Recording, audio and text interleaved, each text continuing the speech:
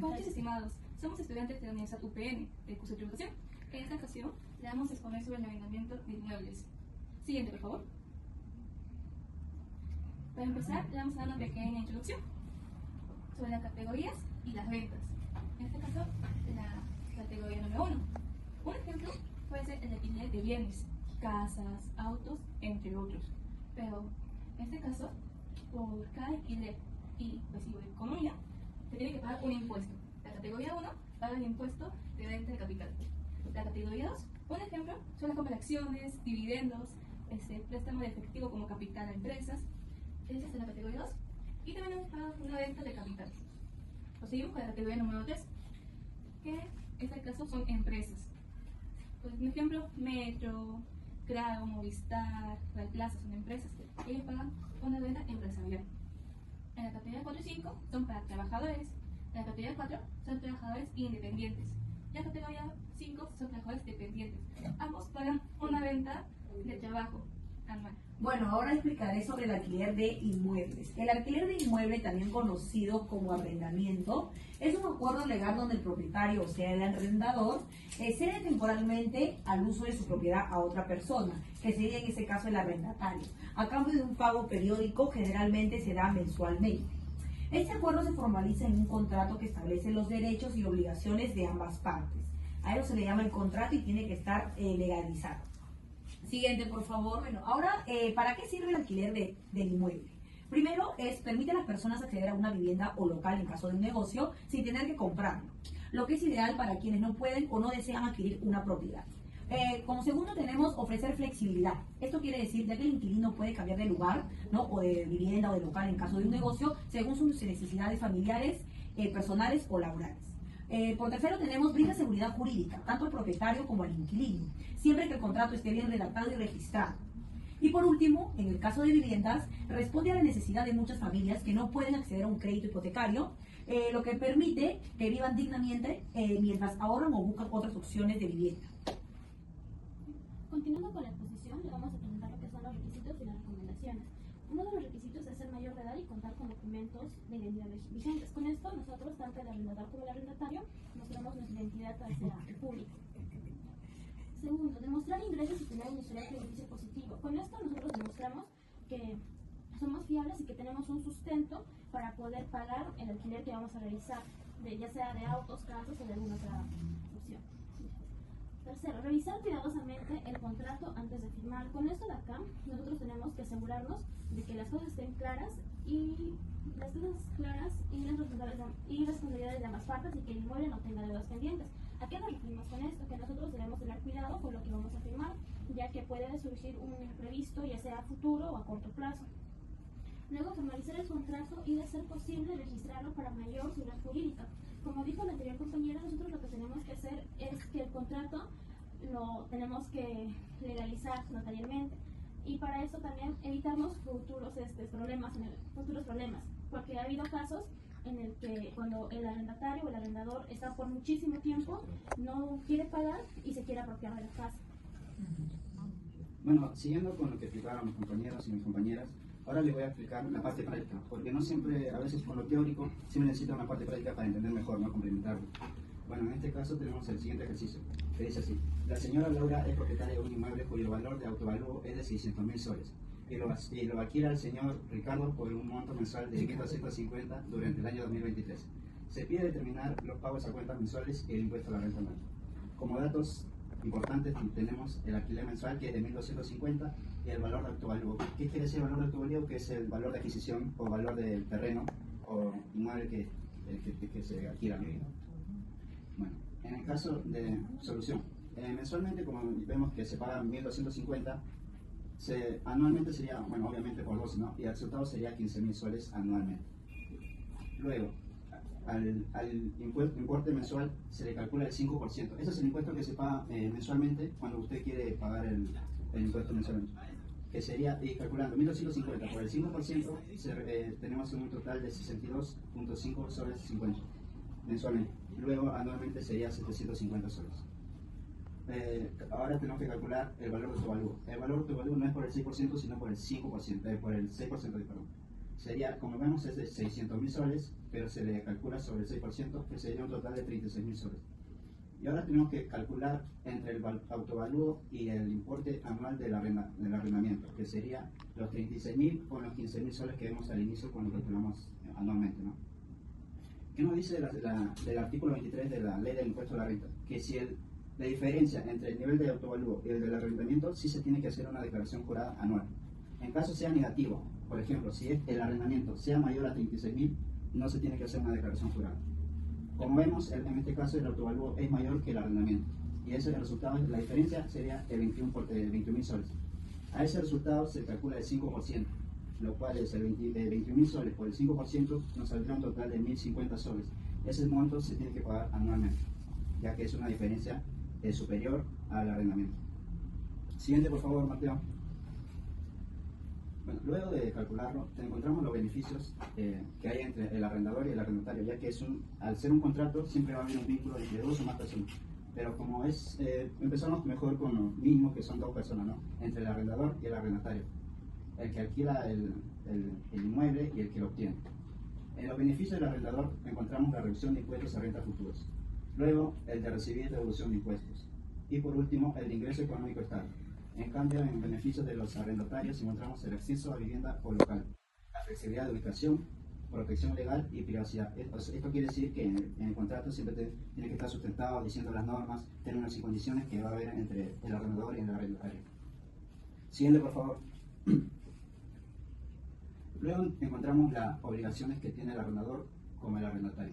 En caso del arrendador encontramos que es el entregar el inmueble en condiciones adecuadas, ya que el arrendatario ya al pagar el importe por el alquiler ya encontramos que desde ese momento ya tiene que gozar del beneficio de usar el inmueble. Luego garantizar el uso pacífico.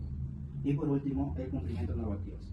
En el caso del arrendatario, las obligaciones son pagar puntualmente acordada del contrato, ya que te hace mejor cliente y te hace ser más puntual, ¿no? Luego cumplir con todas las condiciones y restricciones establecidas en el contrato.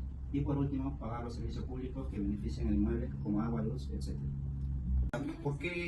¿Por qué me evalúas primero al 5% y después, según el autovalúo, al 6%? ¿Por qué esas diferencias? ¿Por qué no igual al 5% de inicio? No, es ya legislado. ¿Pero por qué? Está ya legislado por la ley del impuesto a la renta. O sea, ya está establecido. No es que uno No, claro. Pero ¿cuál es la explicación? O sea, ¿por qué? O sea, yo pago el 5% como arrendador mensualmente. Mensual, que tengo que pagarlo. Al año sale un porcentaje. Ya. Pero de la diferencia del autovalúo, después me sacas un impuesto del 6%. O sea, ¿por qué 6? Del autovalúo me dices. Claro, mira, o sea, regresa. no tiene que ser igual. Regresa. Ahí, en tu ejemplo. ¿Tú te refieres a esto? Claro. Y a esto. Claro, hasta ahí estoy en el 5%, está claro. Pero más abajo me sacas al 6%. Esto. Dice porque, o sea, digamos que yo pago al año un impuesto, o pago mensual un impuesto. En caso de primera renta se paga mensualmente. Mensual. Si te superas el valor de autovalúo, que es el que calculamos acá, tienes que pagar un 5% más. Como vemos que el arrendamiento es menor que el autovalúo, ahí se tiene que calcular el 5%. Y a este resultado, estos 1.050, se tiene que pagar a fin de año. Es un segundo impuesto. Claro. O sea, aparte del impuesto que Claro. tengo que pagar mensual. Por eso siempre es algo que el arrendamiento sea mayor. No, perdón, menor. Si es mayor, no. En la mayoría de casos siempre va a ser menor. Claro, en la mayoría de casos siempre va a ser menor y siempre va, por eso se está especificando acá que es O sea, dos anualmente. impuestos, entonces. Claro. ¿Y en qué me beneficia a mí declarar el impuesto como arrendador? ¿Para qué? O sea, ¿le voy a pagar todo el impuesto a la SUNAT? Claro, eso sí, es que está establecido. ¿En la ley? Por eso es que muchos no hacen contratos, así es todo privado, para evitar dos pagos. Dos pagos a la SUNAT, ¿no? O sea, Claro, todo el impuesto, todo eso se va a la SUNAT. a la SUNAT, ¿no? Pero cuando uno compra en el Banco de la Nación, un recibito de alquiler, también se paga impuesto. Claro, Claro. Es Ahí lo que es. los impuestos, pues. Ah. O sea, de lo que, digamos, si esto lo alquila, es un lugar a 500 soles, tienes que pagar el 5% mensual. Mensualmente. Del alquiler de esta casa, de Ahora, 500 soles. y ahora también tienes que saber el valor de autovalúo de Claro, tu casa. hay que saber En el caso valor. lo puedes conseguir en la municipalidad o tú mismo lo puedes calcular, porque hay otro cálculo para obtener este resultado. Claro. Y por eso, si este resultado es mayor que el arrendamiento, sí tienes que pagar este importe. Si este resultado es menor, no es necesario pagar el importe. Pero como usted dice, Siempre va a ser menor. exactamente. Siempre, o sea, Es un juego que Es un beneficia, juego, ¿verdad? claro, para obtener más tributo, más impuestos. doble De parte de la impuesto. SUNAT. O sea, aparte de que pagas mensual, llega a fin de año y tienes que pagar otro impuesto. Claro. O sea, al final de lo que tú sacas, los 15.000 soles que vas a recibir al año por alquilar esta casa, un ejemplo, o sea, tienes que pagar, si no te quedan los 15 enteros para ti. Tienes que pagar, ¿cuánto tienes que pagar? 1.500, arriba tienes 750, tienes casi como cerca de 2.000 soles de impuesto.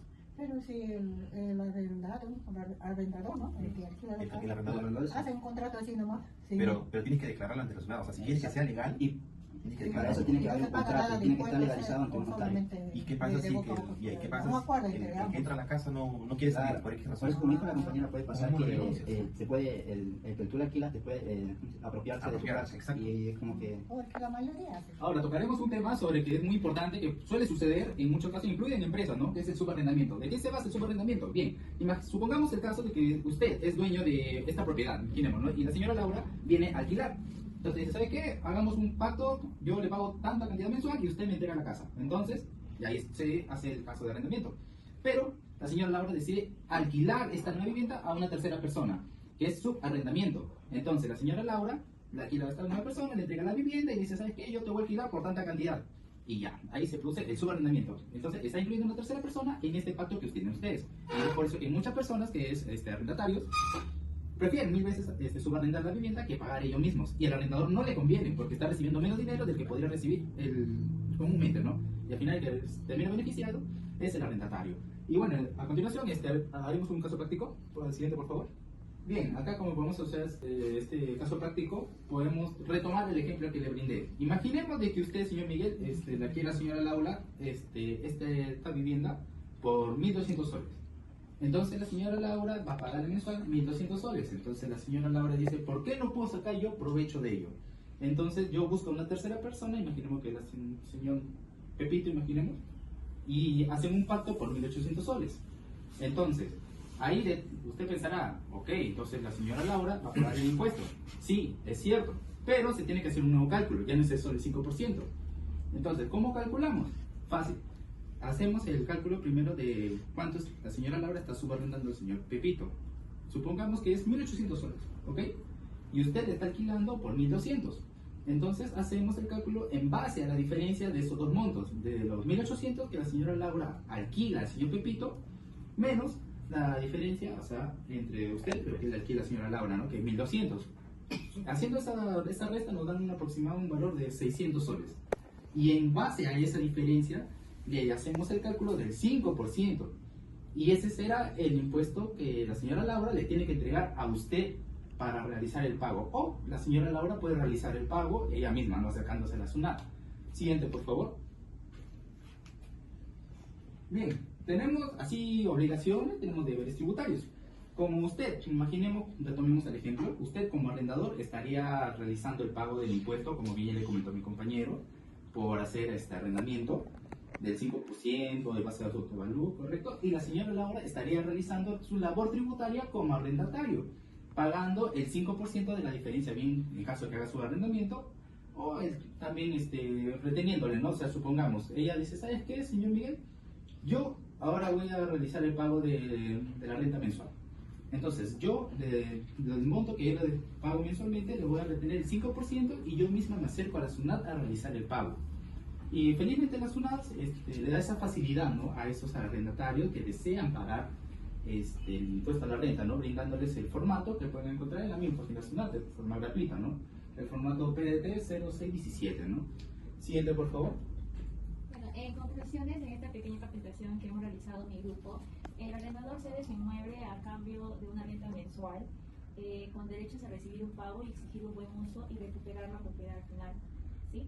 Debe entregar el inmueble en buen estado y pagar los impuestos por el ingreso, en este caso como el 5%, que es obligatorio. Registrar el contrato que brinda seguridad tanto para el propietario como también para el arrendatario. Y facilitar el proceso en caso de incumplimiento. El arrendatario alquila para usar sin comprar con derechos a privacidad y buen mantenimiento. Debe pagar la renta y retener el 5% para impuestos que declara mensualmente a la SUNAT. El contrato formal protege sus derechos y asegura una relación justa con el arrendatario. Bueno, y eso sería todo. Espero que les haya gustado mucho nuestra capacitación y hasta quedado ser un poco más formal y puedan así alquilar sus inmuebles con más seguridad.